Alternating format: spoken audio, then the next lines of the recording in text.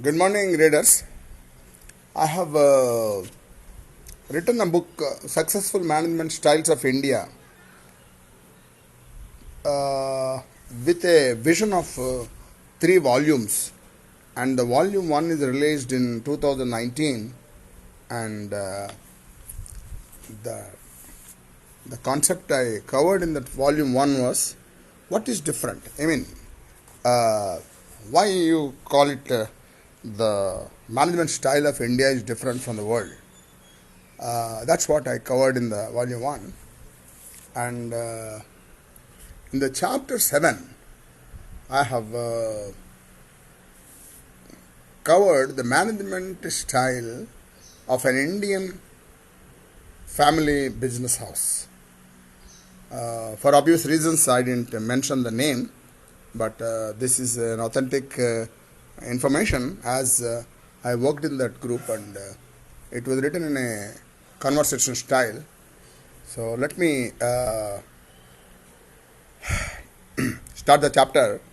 Uh, I met Gordon, and this episode talks about my meeting with Gordon and how I joined that family business house where I was the process head for a mega project. So, the second largest refinery project in India, which was originally planned for $5 billion and later on proved to $2 billion.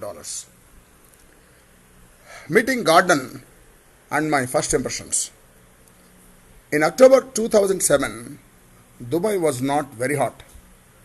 Winter has not yet set in. I met Gordon for the first time in Dubai in a hotel, as usual a 5-star, where he interviewed me for a key position in a mega project. In fact, a similar project in Kuwait for which I came across the design feasibility report was estimated at US dollars 9 billion.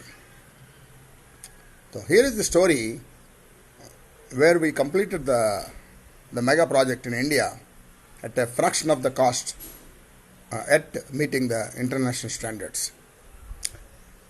So when I entered the lobby, Gordon introduced himself as an ex-project head of Foster Wheeler, which is an internationally acclaimed design and construction company.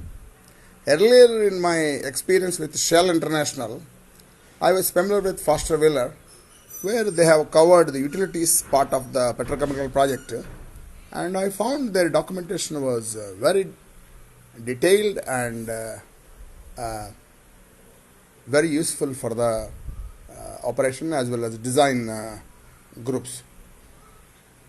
I was glad to know Gordon was hired as a project director by this Indian business house. I'm sure he must be very expensive for them, but he would deliver the goods. Here again, the name of Indian business house is kept confidential to give me freedom to discuss their management practices. So Gordon inquired my background in refinery projects, including projects managed by Shell International. After a brief discussion, Gordon declared his interest to hire me, saying, "Together we can help India build a mega project." During our conversation, Gordon discussed details of my earlier project, which had to be shelved due to economic unviability. I explained that an extra burden on the project, which I have in practical terms failed. Trying to explain the reasons, the new tankage and instrumentation did not justify the purchase of some 3 old refineries from Canada and relocate them in UAE.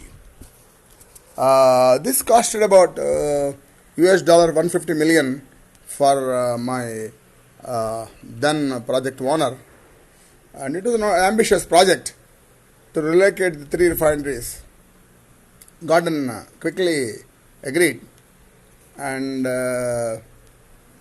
then he announced if you worked for Sharjah refinery project, I'm keen to take you in my team. It was a pleasant surprise for me as I was about to explain why the project failed. Gordon displayed in one long sentence his breadth and width of international exposure. He said, Mr. Campbell, he is my ex-project director for the Sharjah project, shared everything about the project. It was a decision based on wrong economics. As a head of process, you, means he was referring to me, your skill was never questioned. My opinion is that if only old assets are revived, world refinery industry would not waste $1 trillion by abandoning the assets. Listening to this statement by Gordon, I realized that he is a visionary and he is, he had a plan to salvage the $1 trillion which are wasted in the abandoned projects. And I was also glad that I could work with him. And without wasting much time, Gordon introduced me to the HR executive and then showed me, says, Raj is the best person, process expert I met. Let's negotiate with him for the salary and he will join us at earliest.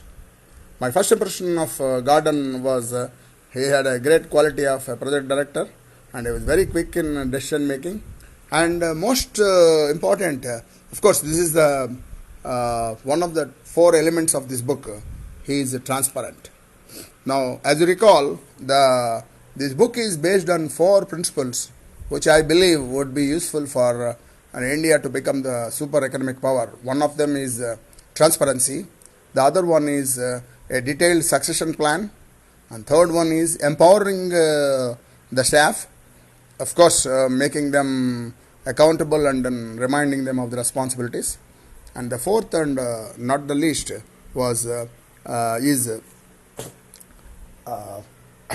compliance to the rules, which you call it discipline, or you call it following the rules of the land.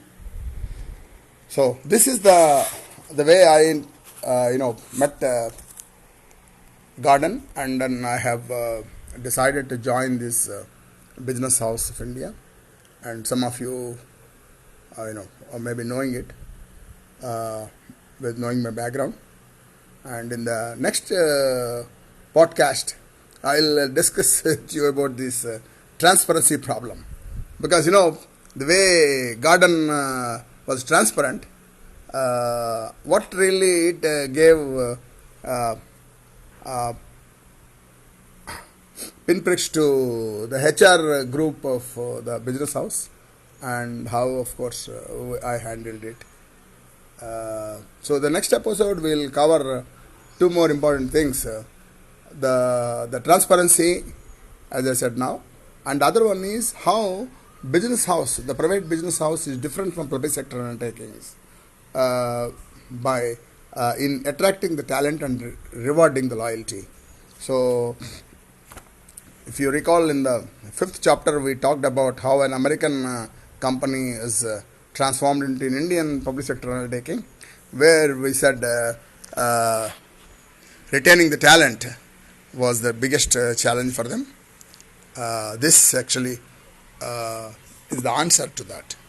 So, I signing off, Rajsekhar Palapragada. Thanks for listening so far.